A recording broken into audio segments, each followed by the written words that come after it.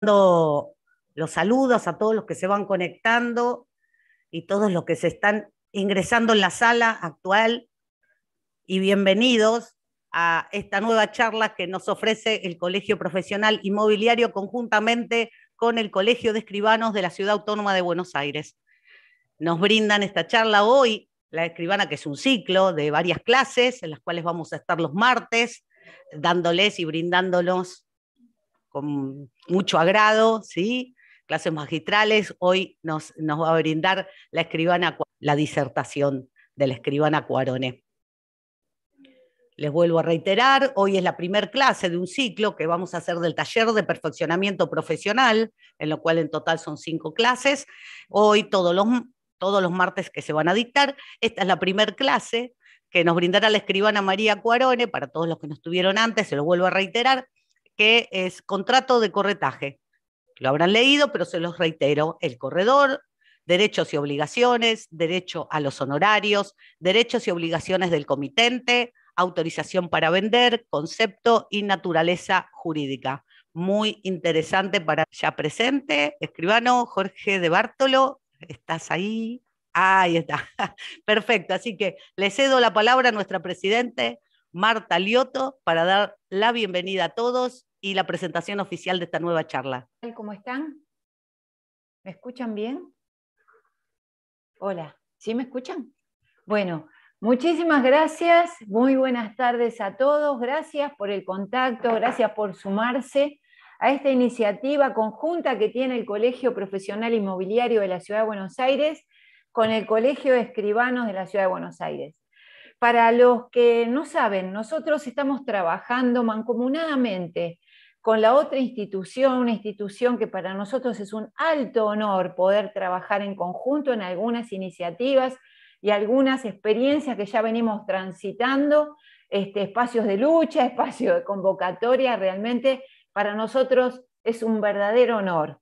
Las autoridades actuales del Colegio de Escribanos, desde el primer momento que hemos llegado a esta conducción del Consejo Directivo, se mostraron dispuestas y la verdad a disposición para sumar en pos del sector inmobiliario, en pos de buenos resultados. Realmente estamos más que satisfechos de lo que venimos conversando hasta ahora, lo que venimos proyectando hasta ahora, y sin duda esto tiene una impronta, la impronta de un presidente que tiene la institución del Colegio de Escribanos de la Ciudad de Buenos Aires, realmente un presidente con mayúsculas, que ve más allá de las narices, muchísimo más allá, sino lo que quiere es que el sector, todo el sector, tanto escribanos como inmobiliarios, que somos protagonistas de determinadas situaciones, determinadas operaciones, determinadas circunstancias de la profesión de unos y otros, trabajar en conjunto y trabajar por el bien de todos. Esta es la posición de nuestro colegio y sin duda nos está demostrando el Colegio de Escribanos de hace un tiempo que también es la posición de ellos. Vamos por jerarquizar la profesión, por mejorar las relaciones y por mayor productividad para el sector. Desde lo personal, feliz de poder presentar esta charla conjunta del Colegio de Escribanos y del Colegio Profesional Inmobiliario, y desde lo institucional les doy la bienvenida y lo presento al escribano, que es realmente quien nos acompaña desde hace tiempo y que nos está empujando para el beneficio del sector.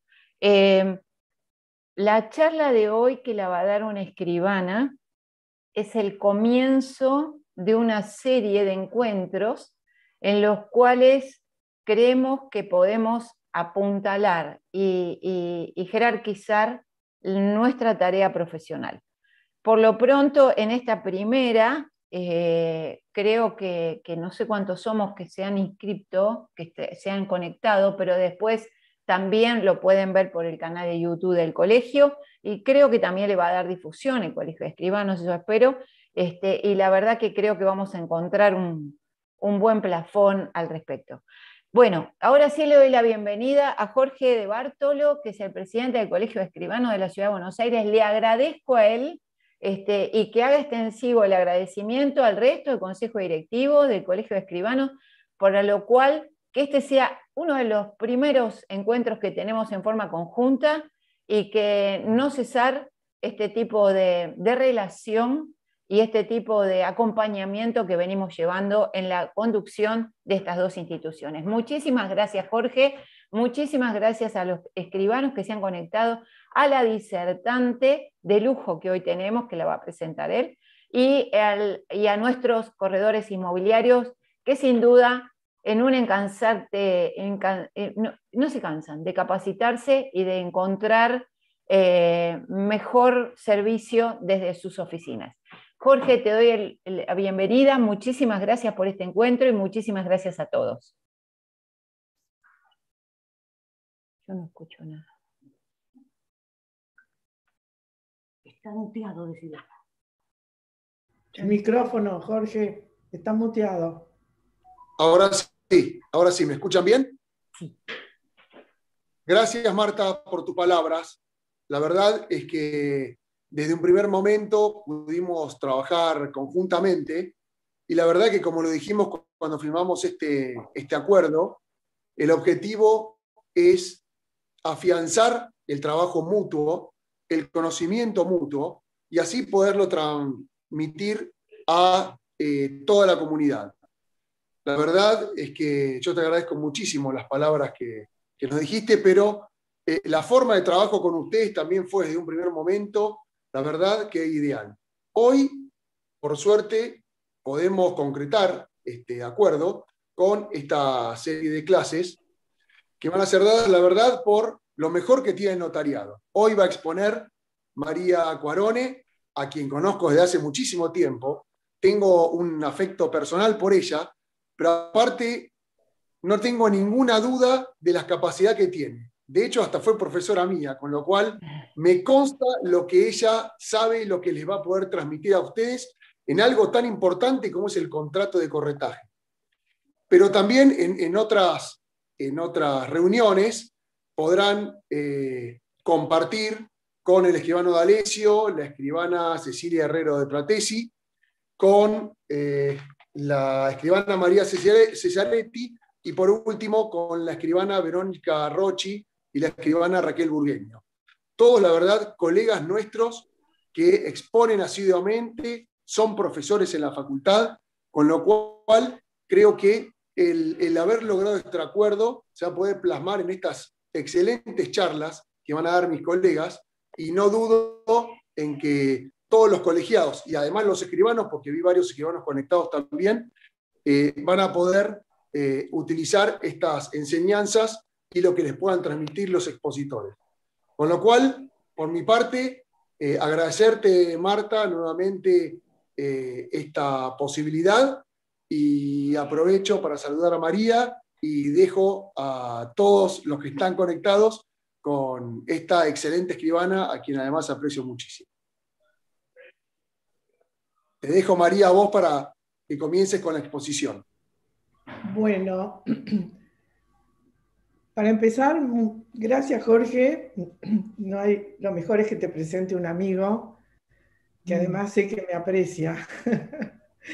La verdad es que me siento muy honrada de estar en este colegio, organizado por el Colegio de Corredores, porque es un tema que vamos a exponer hoy que siempre me resultó muy interesante. Desde la cátedra de contratos en la Facultad de Derecho de la UBA, en donde todavía, bueno, yo por mi edad se pueden dar cuenta que tengo mucha historia en las diversas legislaciones y las reformas. Se discutía muchísimo cuál era la naturaleza del corredor inmobiliario, si era un corredor como lo regulaba el Código de Comercio, o si en realidad, como la materia inmobiliaria no estaba comprendida en el Código de Comercio, no estaba enumerada en el artículo 12 famoso, entonces esto creaba unas incertidumbre que duró mucho tiempo y, bueno, finalmente fue resolviéndose, como dicen los autores, pretorianamente, porque lo fue interpretando los distintos fallos respecto de la naturaleza, de cómo se encaraba, de dónde se sistematizaba su marco normativo, hasta llegar al Código Civil y Comercial, que lo plasma en su normativa. Si me permiten, voy a compartir pantalla. A ver si resulta, porque siempre me equivoco.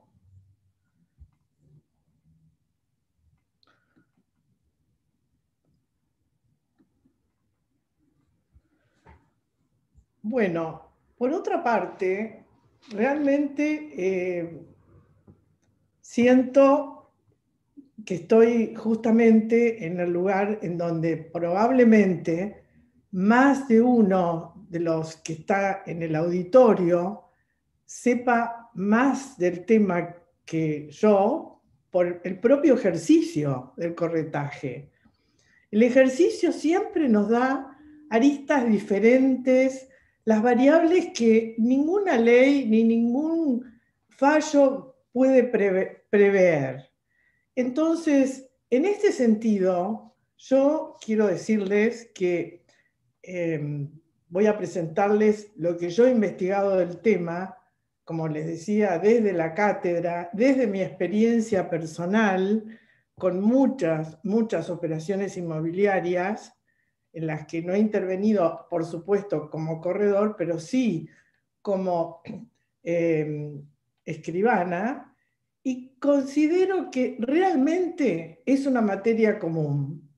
Es una materia común en muchísimos más aspectos de lo que aparentemente tiene, porque ambos, los corredores y los escribanos, somos operadores en la materia inmobiliaria.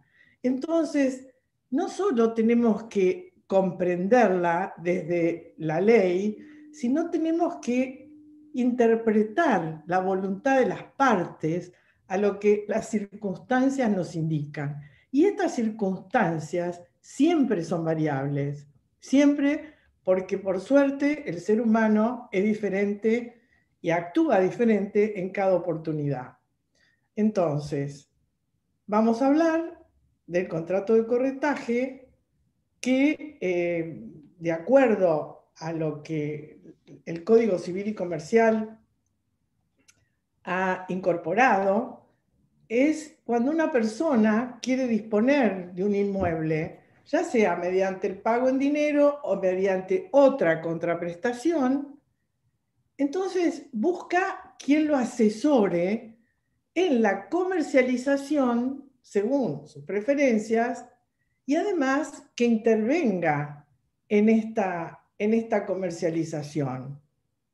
Entonces, celebra esa persona, humana o jurídica, un contrato de corretaje que bien puede ser escrito o verbal y se puede exteriorizar aún por signos inequívocos. Como no tiene forma el contrato de corretaje, se consensúa con un corredor. Este corredor puede no tener ninguna forma escrita, aunque lo ideal es que sí lo tenga, y se puede exteriorizar, por ejemplo, con un cartel de venta puesto en un balcón con la conformidad del propietario del departamento. Y por cualquier otro signo inequívoco en el cual se exteriorice la relación entre aquel que quiere disponer y el corredor. El contrato de corretaje en términos generales, y así ha sido desde el Código de Comercio del siglo XIX, se refiere a muy distintos negocios, pero en este caso nos vamos a referir exclusivamente al corretaje inmobiliario, que ciertamente tiene características especiales. Indudablemente, el contrato de corretaje tiene un carácter subjetivo, porque no se configura si una de las partes no es corredor. Entonces, el Código Civil y Comercial ha definido el contrato como aquel que celebra una persona denominada corredor que se obliga ante otra a mediar en la negociación y conclusión de uno o varios negocios sin tener relación de dependencia ni representación. Y este carácter es muy, muy importante. Esta profesión ya ha existido desde la antigüedad y hay menciones del corretaje en el Código de Hammurabi. En Grecia, a los corredores se los denominaba proxenetae o mediatores. Y en la Edad Media ya se desarrolla en Italia el derecho del corretaje, porque es un grado de evolución del derecho mucho mayor, en donde existen las corporaciones de corredores y además se lo impone a la intervención de corredor como obligatoria. Esto me parece que es de fundamental importancia para que las personas que buscan el asesoramiento realmente lo tengan, que la intermediación llegue a ser obligatoria. El marco normativo, y esto está dicho por muchos de los autores que han escrito después de la sanción del código sobre este tema, hay un cierto caos, porque si bien es cierto que el Código Civil y Comercial lo regula en los artículos 1345 a 1355, en realidad no deroga las normas ya existentes. La norma fundamental que regulaba la materia era la ley, el decreto ley, que después fue ley 20.266, que regulaba regulaba la profesión de martilleros y corredores, y en los artículos 31 a 35 específicamente a los corredores. Además dice que todas las demás disposiciones relativas a los martilleros, en todo lo que no sea incompatible, también es aplicable. Queda subsistente también, y esto es importante para que nosotros veamos cuál es, digamos, la maraña de normas que regula la materia, es el artículo 77 de la ley 24.441, que es la ley de financiación para la vivienda, donde queda subsistente este artículo 77, en donde se impone un cierto monto del cobro de honorarios cuando se trata de la compra de vivienda. Y después tenemos todas las leyes de jurisdicción local, que ciertamente son de gran importancia, particularmente la 2340 y que después fue reformada por la 5.859, en artículos que ya vamos a ver que fueron algo discutidos, llegando hasta un fallo de la Corte al respecto. Entonces, lo que podríamos decir respecto de este cúmulo de normas es que el Código Civil y Comercial define y lo regula, lo saca de los contratos innominados y despeja esa naturaleza que no se sabía si si estaba regulado por el Código de Comercio o si en realidad era un contrato de mandato regulado por el Código Civil, pero en realidad el Código Civil presumía gratuito el mandato, entonces si era un mandato no podía cobrar comisión. Entonces, esto se despeja. Perfecto. Con esto perfecto. ¿Bien? Sí, ahí lo ve, perfecto. Listo, gracias. Bueno, entonces estábamos en el marco normal, las leyes de jurisdicción local. Llegamos a la conclusión de que el Código Civil y Comercial regula el contrato, lo regula, lo pone como contrato nominado, pero en realidad no hay una regulación completa, ni deroga las normas que estaban fuera, que son normas de fondo, como es el artículo 77 de la ley 24441. Todos los autores coinciden en que deberían haber sido más sistemáticos en la regulación, porque si bien es cierto que menciona el contrato de corretaje, a poco que nosotros examinamos vemos que no hay una regulación del contrato en sí mismo, los derechos y obligaciones de las partes, sino que lo que se regula son los derechos y obligaciones de los corredores. Entonces, los derechos y obligaciones de las partes se van a seguir rigiendo en muchos aspectos por los usos y costumbres que van a obrar de ley supletoria. En el contrato de corretaje encontramos diversas relaciones. Por un lado, una persona humana o jurídica. Después vamos a especificar qué pasa con la persona jurídica. Pero esta persona asume la obligación de mediar en la negociación y conclusión de uno o varios negocios. Constituye siempre una obligación de medios, porque el corredor se compromete a llevar adelante y en lo posible concluir el negocio, pero no compromete un resultado. Y tan es así que la conclusión del negocio es lo que da lugar al cobro de sus honorarios. Por lo tanto, no se convierte en una obligación de resultado por este motivo. No tiene la representación de su cliente y tampoco tiene relación de dependencia. Por supuesto que el objeto pueden ser uno o varios negocios. Como contrato, vamos a decir brevemente que es un contrato bilateral porque engendra obligaciones entre el comitente y el corredor. Hay obligaciones recíprocas. Esto lo establece el artículo 1345. Es oneroso, que esto justamente lo saca de la esfera de la gratuidad, cuando se incluía dentro de la figura del mandato. Esto está en el 1350, el derecho a cobrar la comisión. Es aleatorio, porque no sabemos si va a concluir el negocio en el cual está interviniendo o no. Es no formal, y este es un aspecto muy importante, porque como dije antes, cualquier prueba de que se haya realizado el encargo al corredor es suficiente para que concluido el negocio se pueda cobrar la comisión.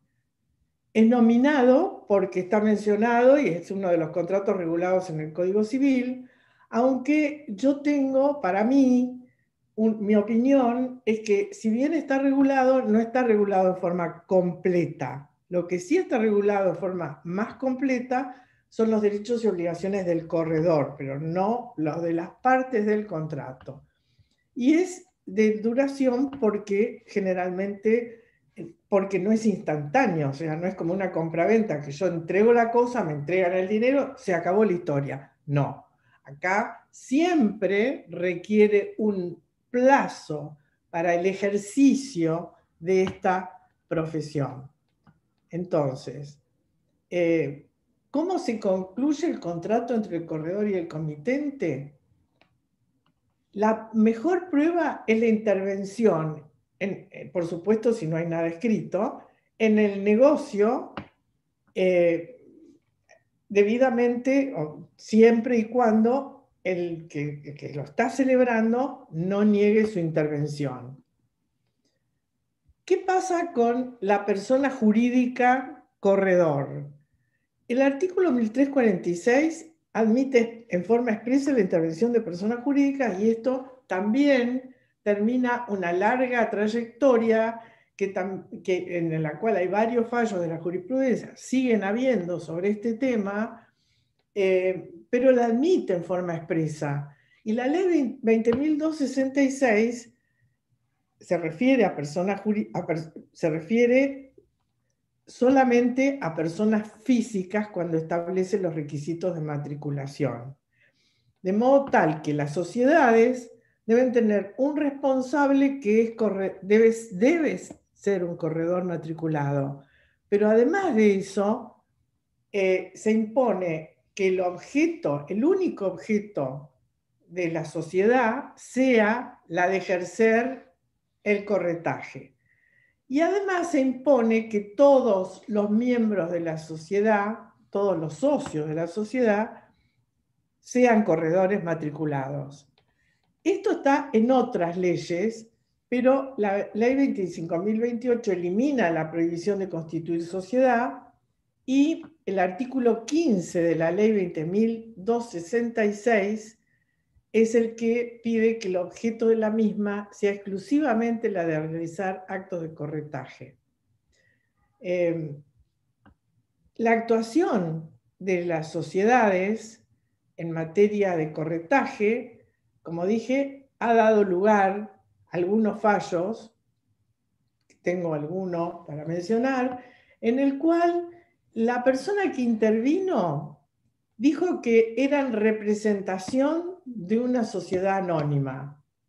Pero esa sociedad anónima, más allá de las cuestiones particulares de ese pleito, los socios de esa sociedad anónima no todos formaban parte, no todos eran corredores matriculados, y tampoco el objeto, y el juez transcribe el objeto de la sociedad, era destinarse exclusivamente al corretaje. Por lo tanto, se le denegó a esa persona el derecho a cobrar la comisión. Las obligaciones de los corredores son muchísimas, porque no solo están en la ley, como dije, en el Código de Fondo, sino también en las leyes de jurisdicción local.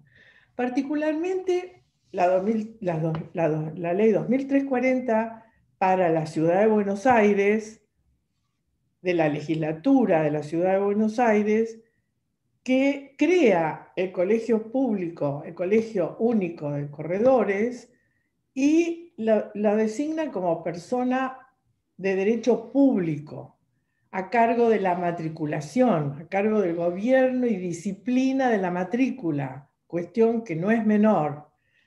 Y las obligaciones de los corredores también están en esta ley, que se les impone la imparcialidad en la propuesta del negocio, exactitud, precisión, claridad, comunicar cómo es el negocio, informar.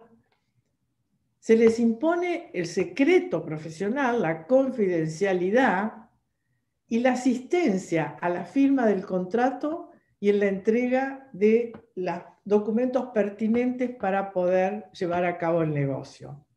Se le impone la obligación de llevar contabilidad, pero lo más importante, o de las obligaciones, perdón, de las más importantes, es que la actuación es personal e indelegable, porque el corredor es, como persona física, el que está sujeto al gobierno y disciplina del Colegio Único de Corredores.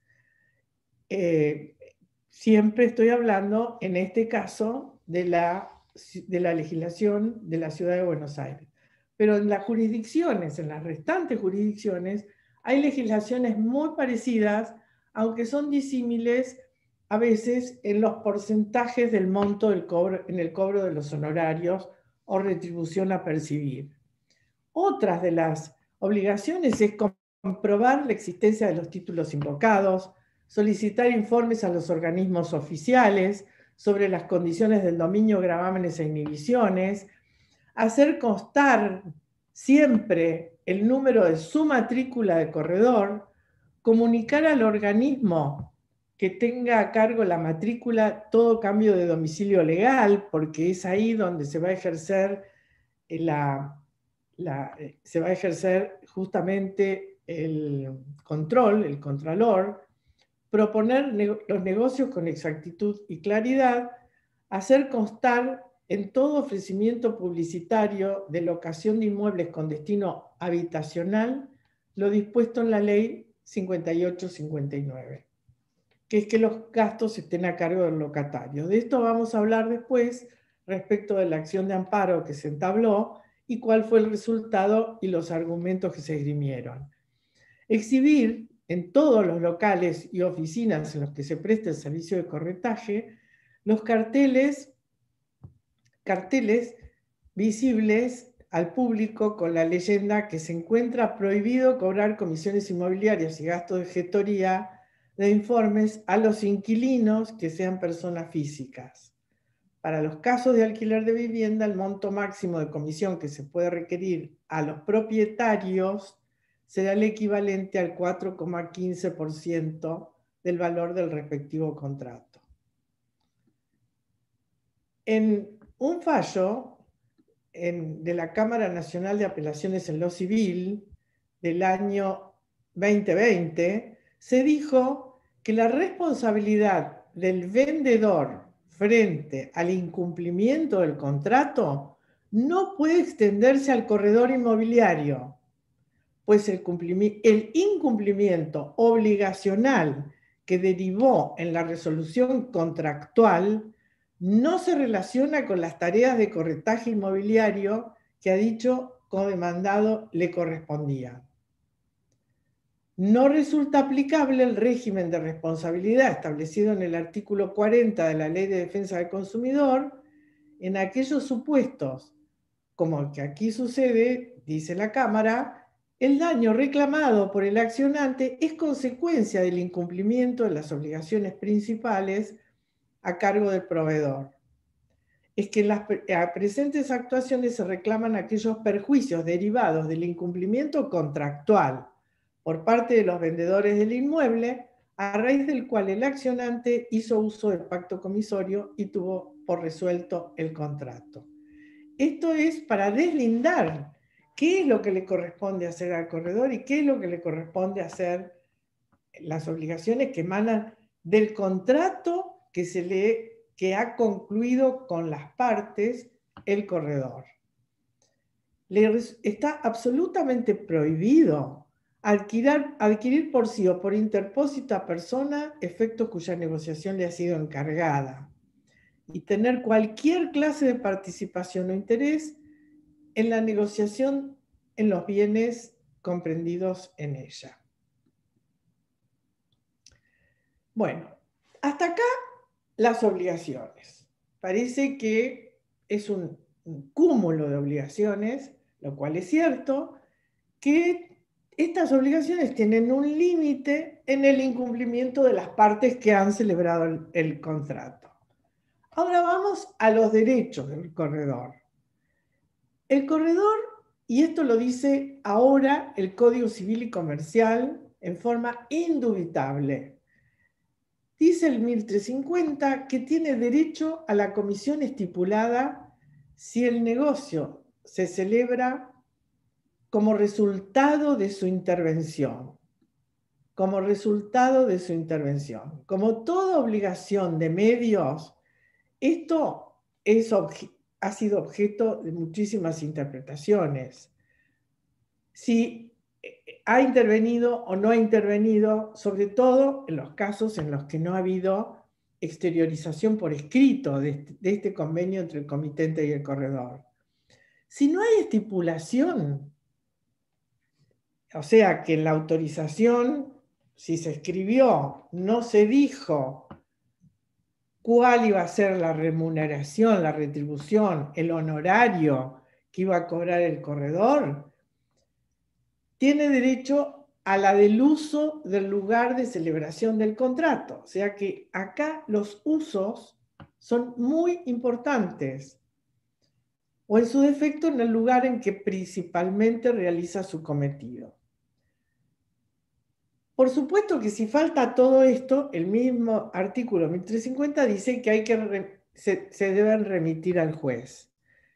En realidad, hay muchos fallos sobre el tema de la retribución, honorario o comisión, como la denomina el Código Civil y Comercial, del corredor, pero en general se refieren a si tiene o no el derecho, más que a cuál es el monto que debe cobrar por la intervención. El artículo 1351, que hablaba también del cobro de la comisión, ahora tiene un agregado a raíz de la ley 27.551, en donde dice que para cobrar comisión debe estar matriculado. Y esto es fundamental que esté en la ley de fondo, porque hasta ahora, bueno, hubo un famoso fallo, el fallo Brunetti, en donde se dijo que si se había pactado entre las partes, el corredor tenía derecho a cobrar por su intervención como una retribución de un servicio que debía ser pagado, aun cuando no estuviera matriculado. Pero este fallo ha quedado en la historia porque, y más aún, con la incorporación en el 1351 de este agregado. Tiene derecho a percibir honorarios por la actividad realizada y comisiones de sus comitentes según la retribución que libremente pacten. Acá rige la autonomía de la voluntad. Se quiere cobrar el 20%, el 10%, el 5%, en la medida en que ambas partes así lo quieran, se puede realizar. Esto, como todo aspecto de la excesiva autonomía de la voluntad, tiene restricciones establecidas por el mismo sistema normativo, en donde se dice, bueno, sí, está bien, pero veamos en algunos supuestos y en algunos en forma imperativa cómo se reduce este cobro de honorarios. Para los casos de locaciones de inmuebles, justamente con destino habitacional, en los que el locatario sea una persona física, el monto máximo de la comisión a cobrar será el equivalente al 4,15% del valor total del respectivo contrato a cargo del locador. Tiene derecho a requerir directamente de las oficinas públicas, entidades financieras y particulares los informes y certificados necesarios para el cumplimiento de las actividades del corredor inmobiliario. Y tiene derecho a informar sobre el valor de los bienes inmuebles efectuando tasaciones judiciales y extrajudiciales. Bueno, esta es una tarea que no hace a la conclusión de otro negocio, pero que también es competencia de los corredores inmobiliarios. El 1346 del Código Civil dice que si solo interviene un corredor, todas las partes le deben la comisión, excepto pacto en contrario. Y acá viene un tema que es de difícil comprensión, que es el instituto de la protesta. Es decir, si en la intervención de un corredor, en donde hay varias partes, una de las partes intervinientes hace una protesta, dice, puede no estar obligado contractualmente con el corredor. Y esto es un derecho que le da el 1346, derecho que por supuesto ha dado lugar a muchísimas interpretaciones, pero básicamente está consagrado en el 1346 y es aplicable prácticamente a los contratos destinados a la vivienda, ya sea compraventas o locaciones. Locaciones con destino habitacional que tienen, todas las leyes tienen una especie de carácter tuitivo de protección e inclusive hay dos asociaciones civiles que son en defensa de los inquilinos que siempre ponen, digamos, la pica en Flandes con relación a este tema. No existe solidaridad entre las partes respecto del corredor. Y si interviene un corredor por cada parte, cada uno de ellos solo tiene derecho a cobrar la comisión de su respectivo comitente. Tiene derecho a percibir el reintegro de los gastos cuando los encargos han sido revocados por causas que no les sean imputables. También es competencia de los corredores inmobiliarios la administración de locaciones de inmuebles. Y esto realmente es una tarea que resulta de muchísima utilidad para la comunidad porque es imprescindible, justamente por sus conocimientos, sobre todo aquellos corredores, bueno, estamos hablando exclusivamente de los corredores matriculados, a los cuales se les exige un cierto bagaje de conocimientos que les permite, que les da competencia para la administración de locaciones, en donde hay mucha cosa que controlar durante todo el periodo en que dura la locación. E inclusive cumple una enorme tarea de asesoramiento en estos casos.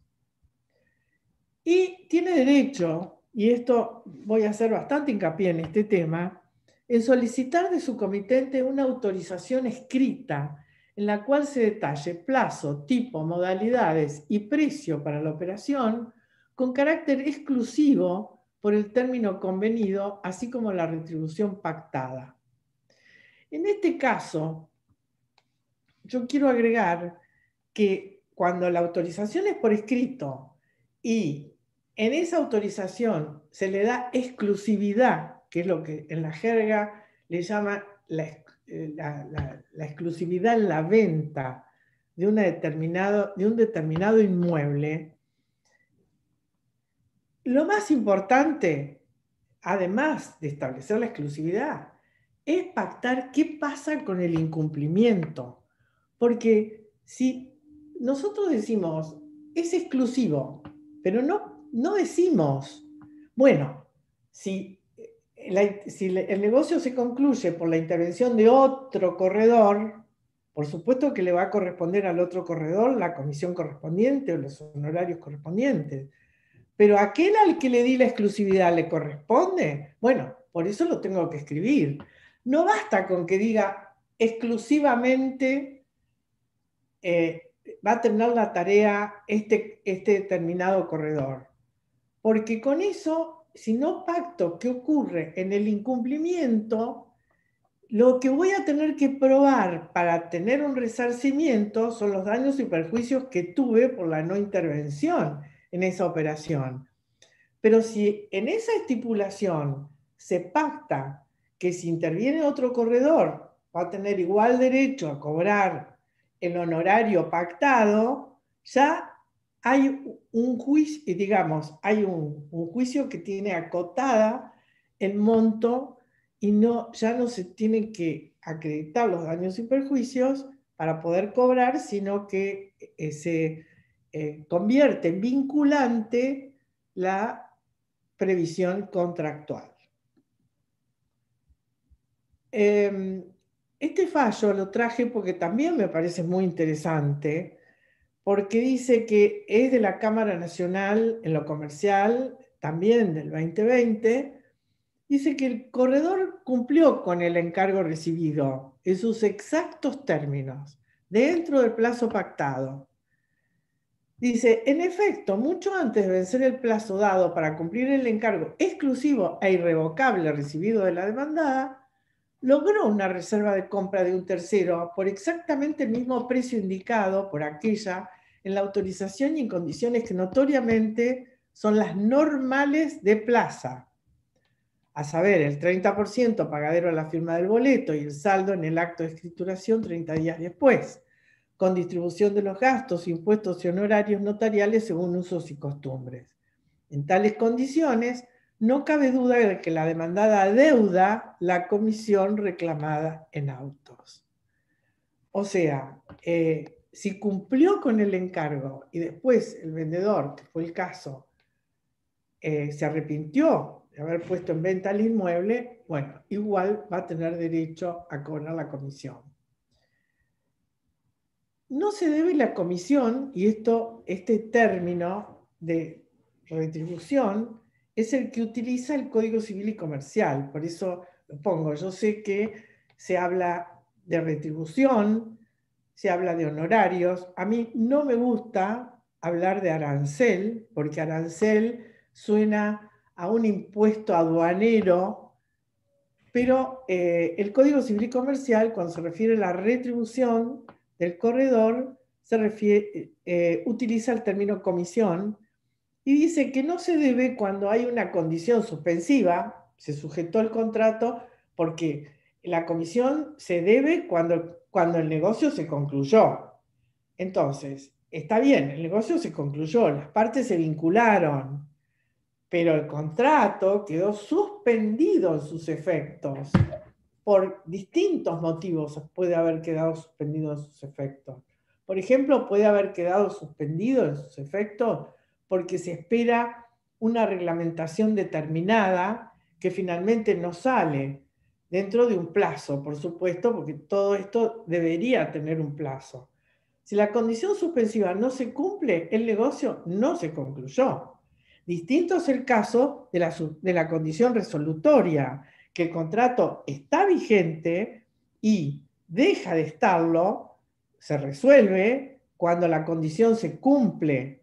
Entonces, el contrato tuvo vigencia, pero no se cumple porque se cumplió la condición resolutoria. Tampoco se ve comisión cuando hay una nulidad en el contrato por ilicitud del objeto, por incapacidad, por falta de representación o cualquier otra circunstancia que el corredor pudo haber conocido. Y ahora, cuando el corredor no está matriculado. Repito, la matrícula la lleva en la Ciudad de Buenos Aires el Colegio Único de Corredores de la Ciudad de Buenos Aires, pero en las restantes jurisdicciones también tienen organismos en los que los corredores se deben matricular. En cuanto al monto de los honorarios, el Código Civil y Comercial, por supuesto que no dice, porque está a la libre convención de las partes. O sea, por la autonomía de la voluntad, las partes pueden convenir el honorario que les parezca. Entonces, hay una remisión al uso. Tenemos una norma en el artículo 77 de la Ley 24.441 y en la Ley 58.59 de la Ciudad de Buenos Aires sobre locación para vivienda, en donde se pone la comisión a cargo exclusivamente del locador. En cuanto a los gastos, no tiene derecho a reembolsos, salvo pacto en contrario, por supuesto. O sea, si el negocio se concluye, cobra el honorario, ese honorario incluye los gastos en los que hubiera efectuado. Si el corredor no está matriculado, acá tenemos el fallo, la disposición, de la Ley 25.028, que dice: los que sin cumplir estas condiciones, sin tener las calidades exigidas, ejercen el corretaje, no tendrán derecho a acción, acción para cobrar la remuneración prevista en el artículo 37, ni retribución de ninguna especie. Artículo 15 de la ley para la Ciudad de Buenos Aires, la anterior era una ley de todo el país, de legislación de fondo, la 2340 para la Ciudad de Buenos Aires, en el artículo 15, dice exactamente en términos similares. Y por supuesto que esto está en contra o contradice el famoso plenario Brunetti del año 1921, en el cual dice que si se pactó una retribución, por esto de que el contrato entre comitente y el corredor es vinculante y es obligatorio, si se pactó una retribución no se puede aludir, esté o no inscripto en la matrícula de corredores. Por supuesto que en el año 21 nosotros consideramos que los negocios no eran tan complejos como lo son hoy en día y indudablemente quizá era menos necesario, esto no es que justifique la doctrina mayoritaria del plenario, pero a lo mejor no justificaba ese asesoramiento que hoy es indispensable que las partes tengan cuando se disponen a vender un inmueble, a vender o recibir o comercializar un inmueble. Otro fallo que les traigo: el contrato que reconoce a quien no está inscripto el derecho a comisión jamás podría servir de título para habilitar judicialmente el cobro de esa comisión. Quien ejerza el corretaje sin estar matriculado en la jurisdicción correspondiente, aunque realice efectivamente los trabajos, no tendrá acción para cobrar la remuneración prevista en el artículo 37 ni retribución de ninguna especie.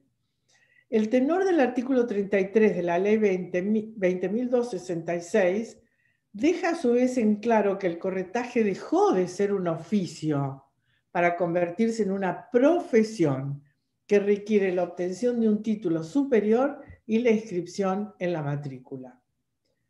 Este es un fallo del año 2017, entonces, que les leo nada más que alguna parte, igual la presentación la voy a dejar a disposición de todos ustedes.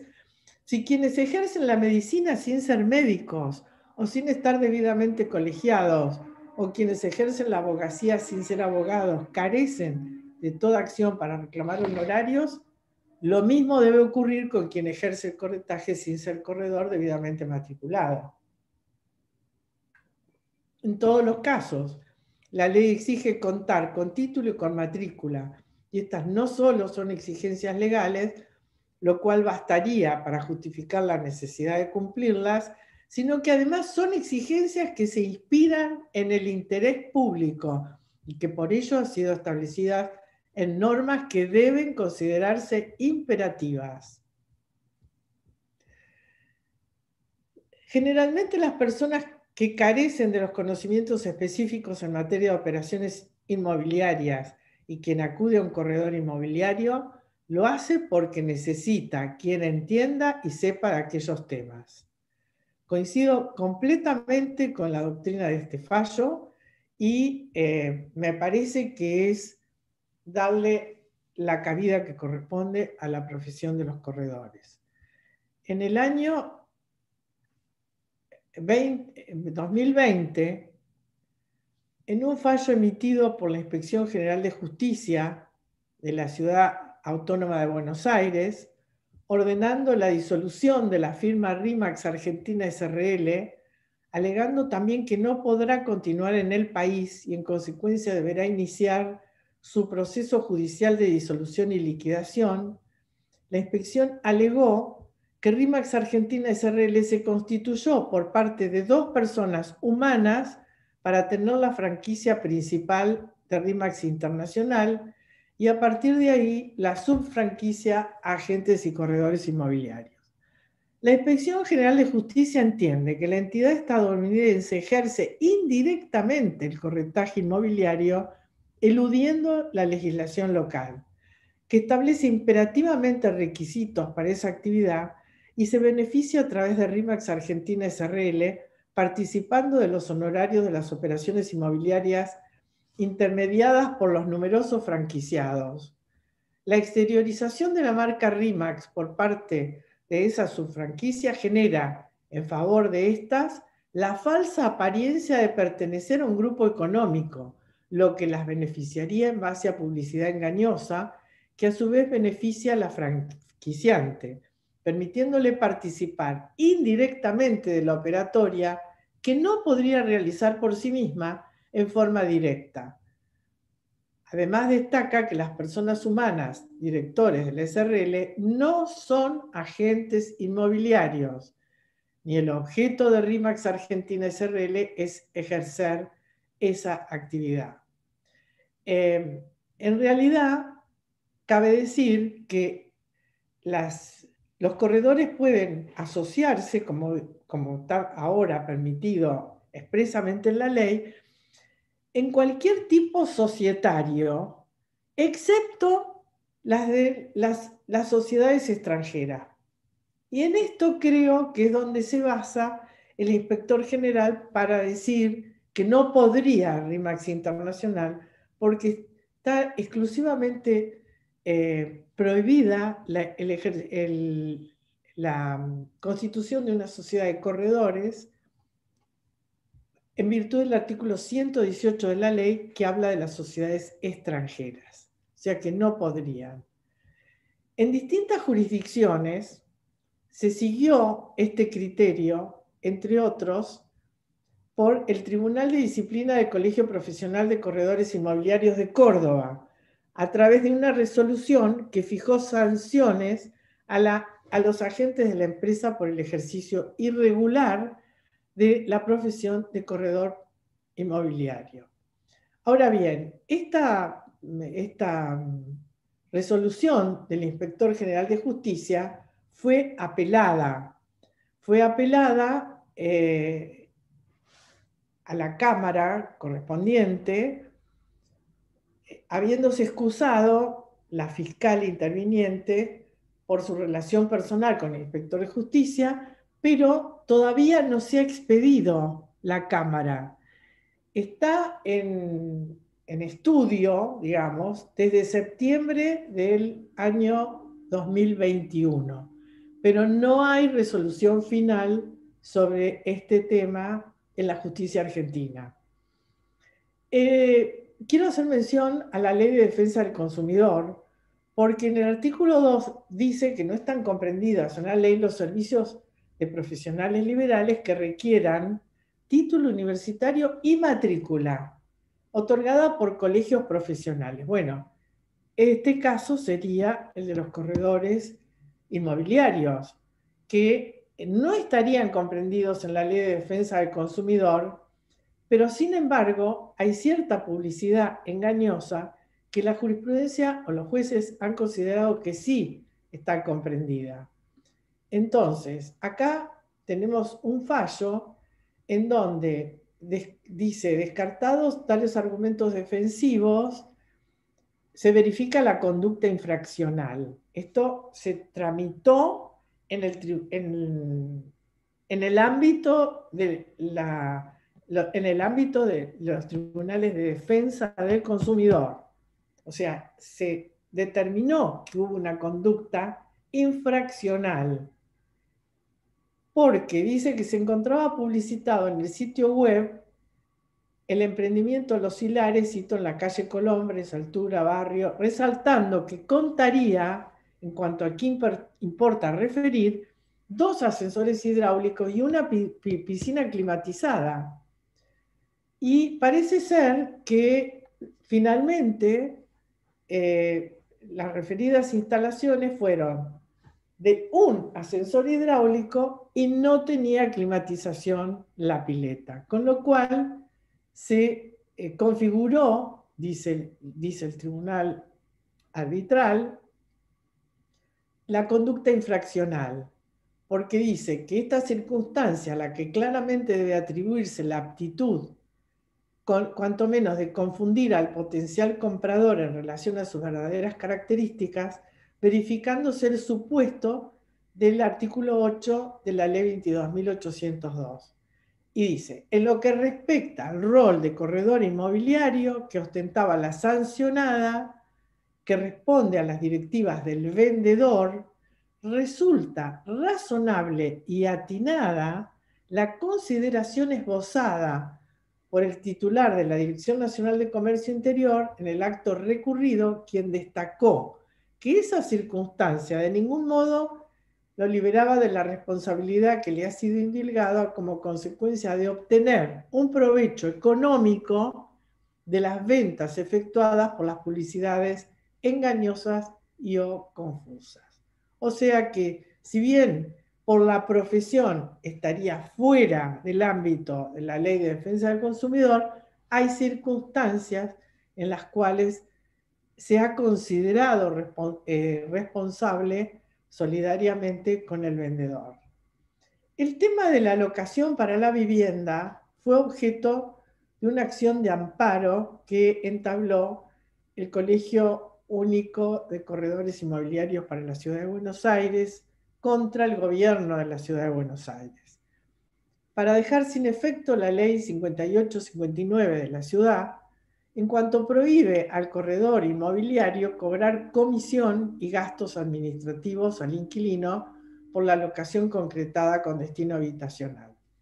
Configura una afectación, dice uno de los argumentos. Realmente yo considero que en esta acción de amparo, más allá del tema puntual, el monto a cobrar al locatario por los alquileres de locación para vivienda más allá de esto, hay verdaderos párrafos en los cuales se explica cuál es la función del corredor inmobiliario. Y dice que configura una afectación de los derechos consagrados en el artículo 14, el de trabajar, y de las competencias asignadas en el artículo 75, que son de la ley de fondo, de la Carta Magna, a la vez que elimina irracionalmente el ejercicio de un derecho que lícitamente la legislación común le confirió a tales sujetos. Priva de efectos a los contratos de corretaje voluntariamente concluidos entre el corredor y los inquilinos y avanza sobre una competencia del Congreso Nacional en tanto desconoce lo normado en los artículos 1346 y crea una figura contractual no contemplada en el derecho común. En este fallo también se dice que corresponde ordenar para los casos de locaciones de inmuebles con destino habitacional en los que el locatario sea una persona física, que los profesionales matriculados, y esto después tiene reflejo en la ley, hagan constar en todo ofrecimiento publicitario que los inquilinos se encuentran facultados a formular protesto de corretaje. O sea, se considera que esta figura del protesto, en la cual se exime de intervenir en el contrato entre comitente y corredor el pago de los honorarios correspondientes, es abarcativa de todas las situaciones. Entonces, se los invita a los corredores a hacer publicidad para que tengan la posibilidad de formular protesto de corretaje y que exhiban en los locales y oficinas que presten sus servicios carteles visibles al público con idéntico contenido al dispuesto precedentemente. El derecho que le asiste a las personas físicas que deben celebrar contratos de locación de inmuebles con destino habitacional a formular protesto, exceptuándose con ello del pago de comisiones u honorarios del corredor, o bien en caso de aceptar expresamente la intermediación del corredor, el tope del monto de la comisión u honorario que surge de la normativa vigente, el tope del monto no resulta atendible. Este fallo de esta acción de amparo fue, no tuvo cabida en primera instancia, por lo cual se apela a segunda instancia. En segunda instancia la Cámara le dio la razón y concluyó que era inconstitucional la norma de la ley 5.859. Pero por supuesto que el gobierno de la Ciudad de Buenos Aires apeló a la Corte, y en la Corte se dijo que en realidad no se trataba de un perjuicio concreto, de un caso de alguien que lo había sufrido, desconociendo de alguna manera aquello que se llama acción colectiva. O sea, que en virtud de que afecta muchos intereses se puede iniciar una acción de amparo. Pero la Corte decidió que no, que como no había un interés personal concreto, entonces no dio lugar a la acción de amparo. Con lo cual quedó vigente el artículo de la ley 5859 que se encuentra vigente hoy en día. Los argumentos de la Asociación Civil por la Igualdad y la Justicia, que son los que siempre están atentos para la defensa de los locatarios, junto con otra asociación civil, el argumento de ellos era que librar a la autonomía de la voluntad y por lo tanto a la libertad de mercado fuera de los estándares estatales y en términos exorbitantes el precio a abonar por comisiones de inmobiliarias en miras de acceder a la vivienda única y digna por la modalidad de locación de inmuebles no se condice con la protección estatal a nivel legal, constitucional y de los tratados, que esta última jerarquía le hubiera conferido a los inquilinos. Me parece que con la institución, yo coincido con los argumentos esgrimidos en la acción de amparo por el Colegio Único de Corredores, porque me parece que la institución de la protesta, que está entidad, jerarquía de normativa de fondo, debería ser suficiente para que el inquilino se vea liberado del pago de la comisión sin necesidad de que haya una norma expresa. Bueno, el recurso ante la Corte Suprema de Justicia que se planteó, se interpone el recurso de inconstitucionalidad y en realidad considera que el actor efectúa una interpretación antojadiza del artículo 1350 y que desconoce que la distribución de competencias en la materia federal ha dejado en cabeza de las jurisdicciones subnacionales la regulación de los honorarios profesionales. Bien, en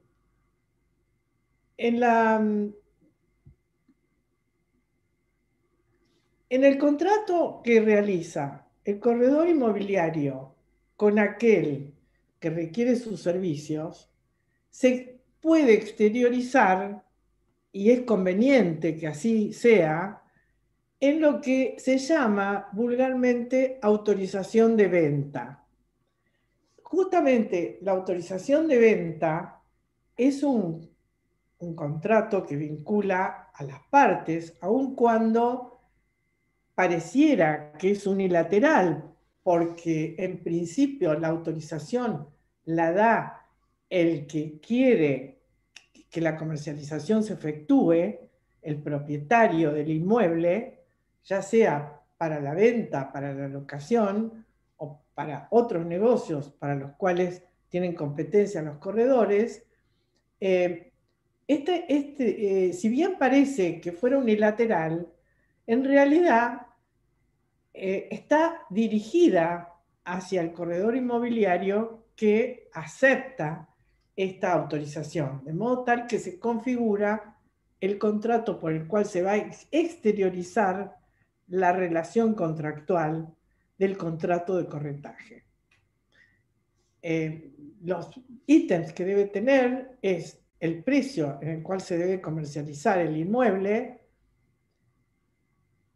que las condiciones pueden ser en pesos, en dólares, en criptomonedas, por transferencia bancaria, en fin, lo que se especifique, lo más que se especifique de la voluntad en la cual se quiere que se realice el pago del precio, debería estar expresado claramente en la autorización. El plazo en el cual se va a realizar la escritura o el boleto, porque a veces se firma un boleto, porque la autorización de venta es un contrato de los llamados preparatorios en el Código Civil, porque prepara la conclusión del contrato principal o el negocio principal. Es conveniente ya designar el escribano o poner quién lo va a designar para evitar discusiones al respecto. La entrega de la posesión, que es fundamental cuando se va a operar, y el plazo en el cual va a operar esta autorización. Todo esto puede o no estar porque no hay un modelo exacto para realizar autorizaciones, pero es muy interesante poner todos los ítems que pueden convenir para la mejor realización del cometido. Bueno, yo voy a dejar de compartir pantalla, así nos vemos y estoy a disposición de ustedes para las preguntas. No sé, Clara, si ya estás en el chat, si alguien va a oficiar de coordinador o si me fijo en cuáles son las preguntas que tengo.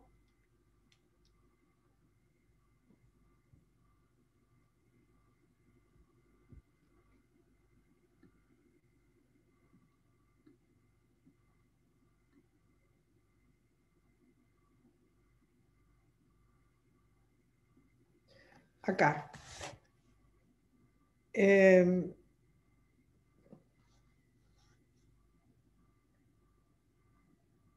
Bueno, tengo acá tengo una buena pregunta, muy interesante. Yo en la previa, como dicen los chicos, ya les había comentado que quizá con las preguntas que tenga a raíz de la enorme experiencia que tienen ustedes en este tema, eh, probablemente sea yo la que aprenda de ustedes, así que voy a tratar de contestar. A ver,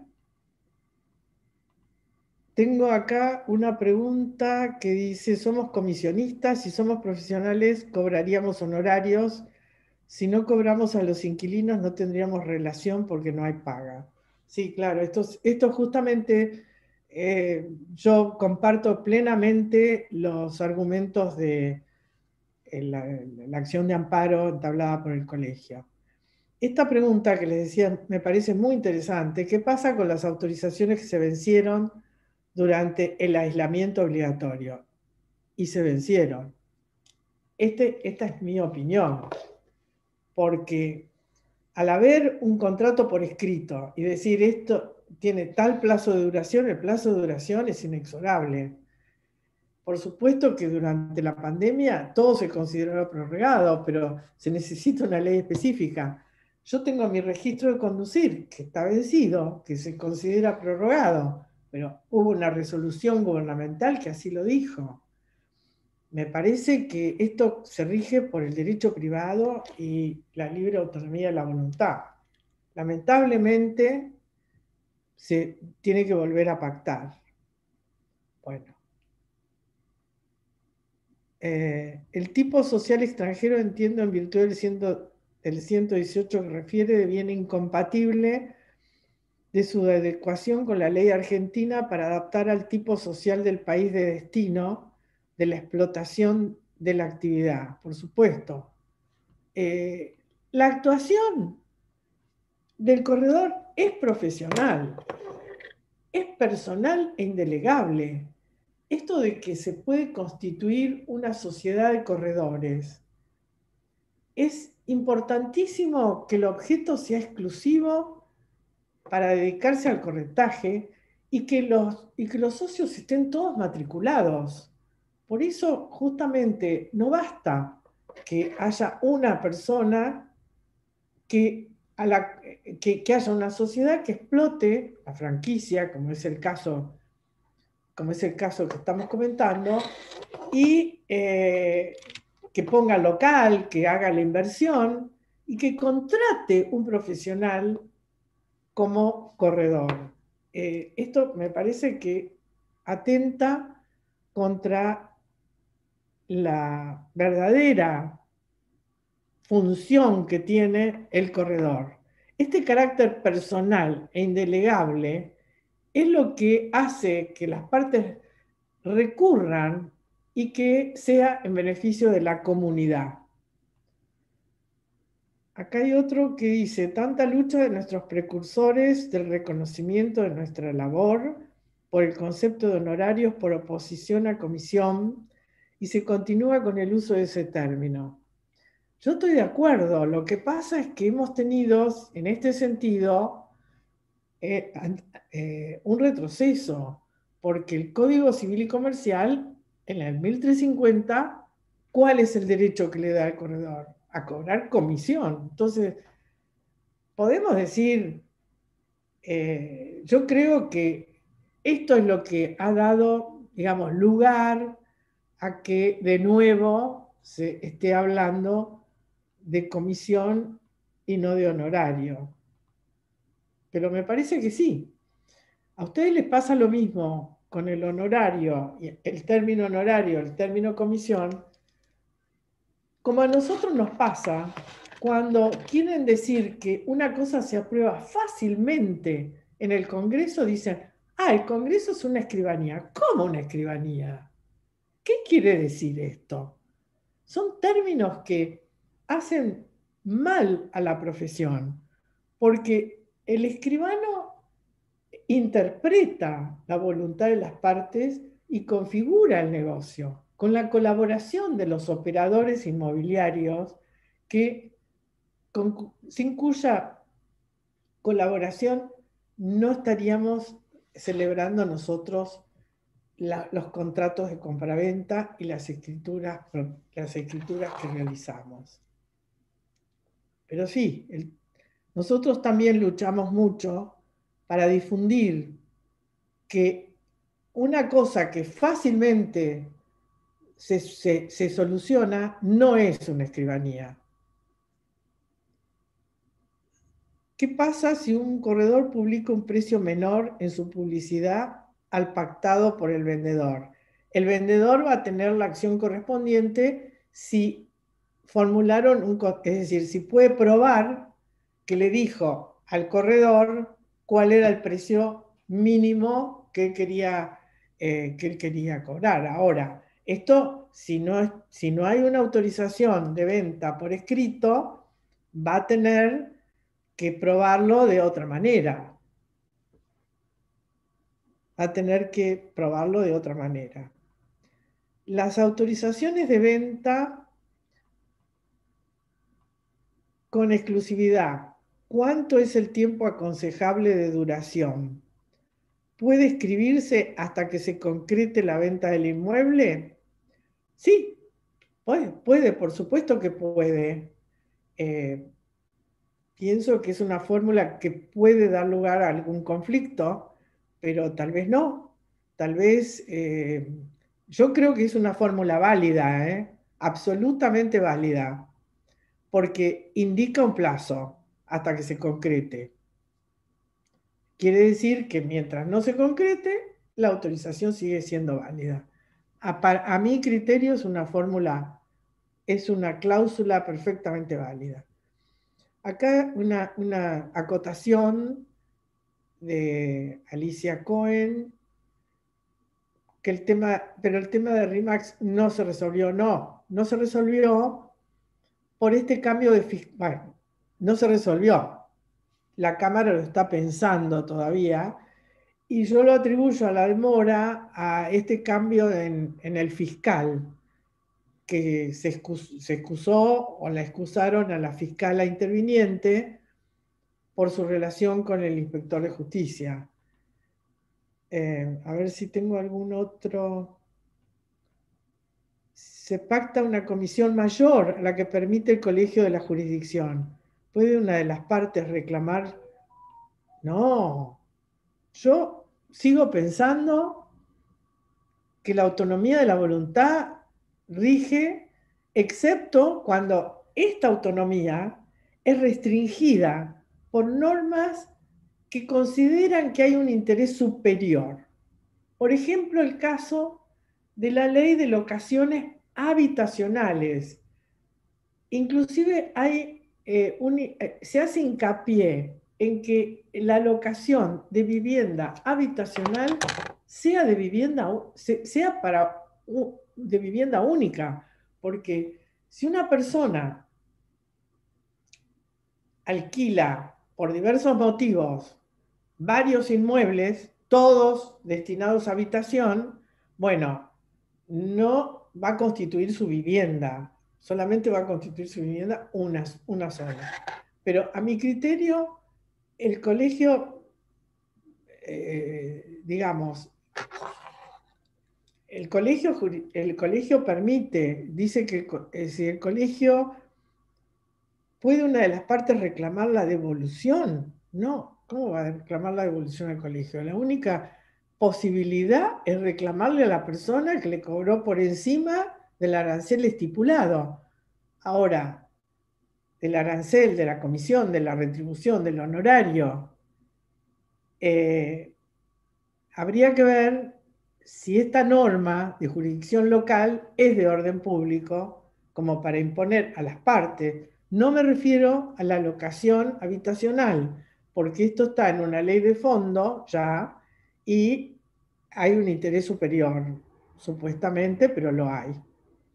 En un contrato de reserva al referéndum del vendedor, ¿pueden ponerse cláusulas propias de la seña?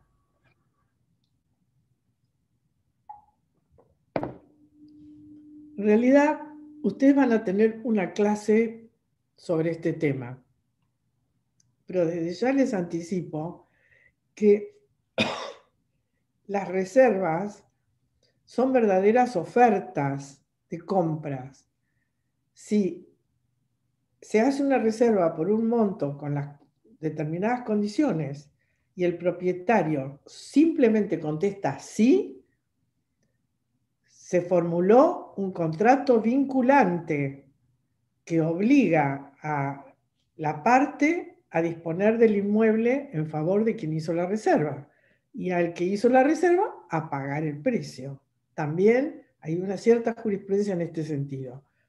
Hay una confusión entre la seña y la reserva, porque la seña, como dije, van a tener una clase entera de estos temas, pero la seña es una cláusula del contrato en el cual ya hay un contrato formulado y se da una suma en carácter de seña, que antes daba la facultad de arrepentimiento si se devolvía doblada, y hoy no. Hoy es confirmatoria la seña. O sea que todas las sumas que se dejan en concepto de seña, en virtud de un contrato celebrado, está confirmando el contrato celebrado.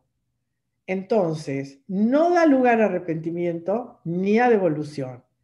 Pero esta seña es una cláusula de un contrato, no es unilateral como si es la reserva.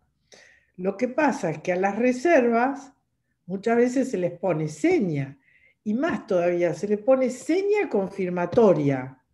Entonces, esa seña, llamada seña, no es lo que el Código Civil llama. Igual, digamos que los usos le dan un carácter que nosotros podemos interpretar así. Esta seña, esta llamada seña, en realidad tiene una denominación que es adoptada cuando es confirmada o conformada, como dicen, por el vendedor. Es un contrato vinculante. Es como dije antes, la reserva siempre constituye una oferta por parte del comprador. Acá, pactar una autorización de venta en dólares conlleva el riesgo de que siempre se puede dar por cumplida la obligación pagando el dólar con pesos al valor oficial. ¿Qué recomienda usted para evitar este problema? Y yo lo que recomiendo es renunciar al artículo, a lo que establece el artículo 765 del Código Civil, que es el que autoriza a cumplir con la obligación pagando pesos. Y esta forma de esta cláusula, digamos, que se coloca de la renuncia al artículo 765 ha sido convalidada por las Jornadas Nacionales de Derecho Civil celebrados en Bahía Blanca, en donde se dijo que el artículo 765 no era obligatorio, no era imperativo, que las partes podían pactar lo contrario, porque hay normas que las partes no pueden pactar lo contrario porque se considera que está el bien público de por medio. Pero hay otras normas, esto es de interpretación del que lee la norma, si es o no de orden público. Estas jornadas que reúnen los profesores de Derecho Civil, quedó la denominación de la época en que había derecho civil y comercial, hoy sería todo derecho privado, pero que reúne las máximas autoridades de los profesores de derecho civil dijo que la norma, la mayoría dijo que la norma no era imperativa. Entonces, la cláusula que yo recomiendo es eso. Bueno, no sé si hay alguna otra pregunta, si hay alguien coordinando que me pueda decir si algún panelista quiere hacer otra pregunta o hay alguna pregunta en el canal de YouTube. Bueno, espero entonces. Bueno, escribana, muy clara todo. No sé si habrá otra pregunta. Espero un ratito y bueno, la verdad que fue un enorme placer para mí hablar de un tema que siempre me pareció interesante. En muchas oportunidades he tratado de comprenderlo, he tratado de enseñarlo en la cátedra de contratos y sigo pendiente de las interpretaciones jurisprudenciales porque en esto hay muchísimo de interpretación por los jueces con muy diversos matices y siempre resulta de muchísimo interés para nosotros los escribanos y para tener una mejor relación con estos operadores que son ustedes, los corredores inmobiliarios, que siempre contribuyen a que los negocios fluyan, contribuyen, como digo yo, a la paz jurídica.